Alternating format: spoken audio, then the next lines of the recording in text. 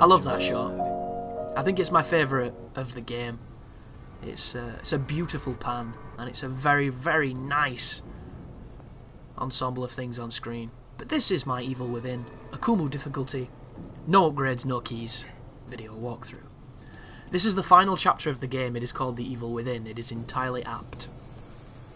This is the first of, I believe, 4 videos. It might be 3, we'll soon see. I was very tempted to speed this entire first video up because it's 10 minutes of absolutely no conflict.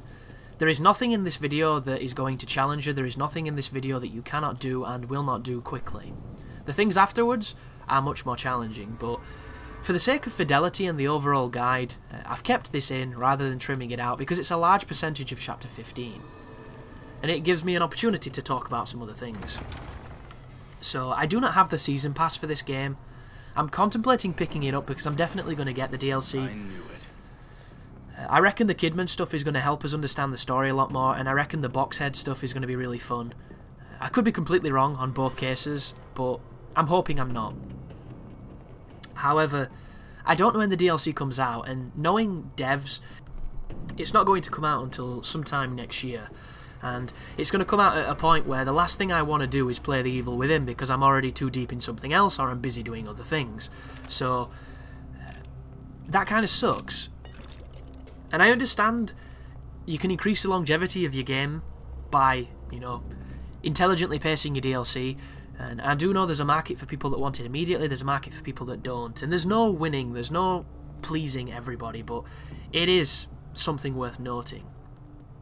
So, there will be more Evil Within content coming, it's just I can't tell you when.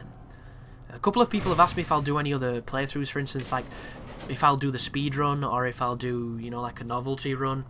I'm not too sure, guys. My speedrun, I've already told you the time. I tweeted it for anybody that wants to get competitive and try and beat my time, because I know there's a lot of people that enjoy beating me for some reason. Just one glance in the YouTube comments will tell you that there's a lot of people that like to prove that they're superior to somebody they've never met, which is an interesting notion, but a notion nonetheless. Ooh, an interesting way to skip ladders. Press B. You'll drop off them and take no fall damage. I did not know that until the other day. Very useful, especially if you want to do some insane speedrun strats, which involve, you know, dropping 90 foot off a ladder. But more content will come. I can't see myself doing the speedrun because it just seems kind of pointless. The reason there's an achievement for beating the game in under 5 hours is because it's very easy to do it. You know, I am no speedrunner. I died 3 times on that run and I still got it. You know, I still got it by an hour and a half, which just goes to show. I could have got sub 3 hours if I'd have really known what I was doing. So it makes me think that the speedrun records are going to be about 2 hours plus. 2 to 2.5 hours will be the really elite speedruns for this game. And if anybody finds some skips, it could be even crazier than that. But as of today, Legend of Korra came out on the PlayStation 3 and the PlayStation 4, and I believe also on PC. I'm not getting it on PlayStation 3, and I don't own a PS4, so I won't be playing it today, unfortunately.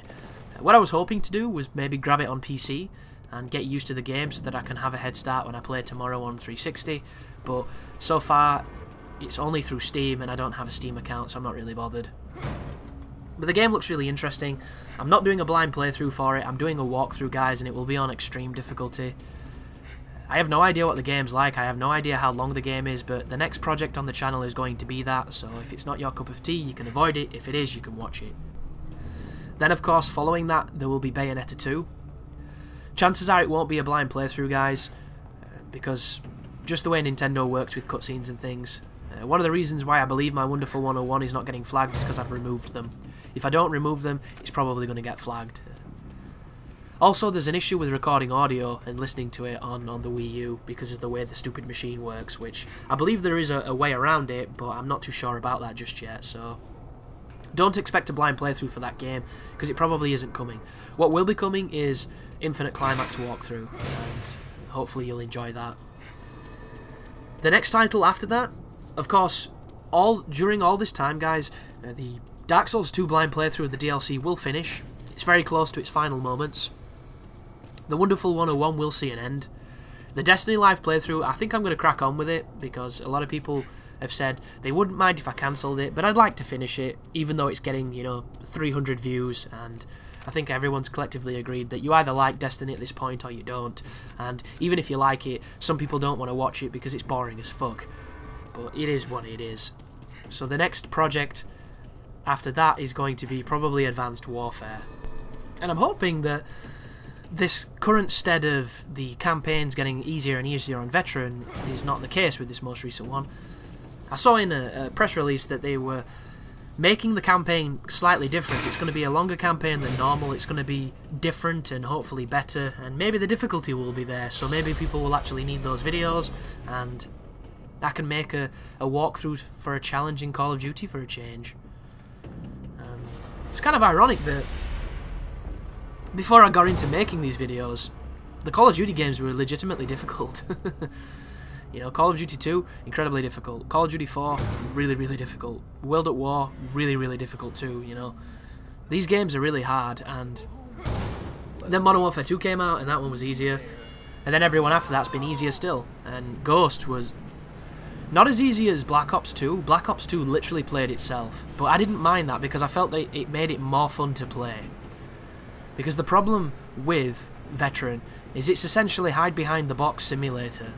You know, all you're doing is waiting for yourself to regen so you can pop up, kill 1 or 2 people, and then regen again. It's a formula that has been run to death, and there is really no more to be done with it until we come up with an idea that's more interesting.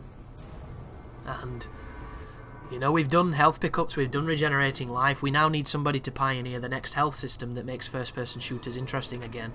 Because hiding behind chest-high walls is something that we've been doing for over 10 years. You know, it's something we've been doing for over 20 years, because even on Doom, I suppose you could hide behind walls at some point. You could hide behind, you know, doorways and things and wallways and what have you.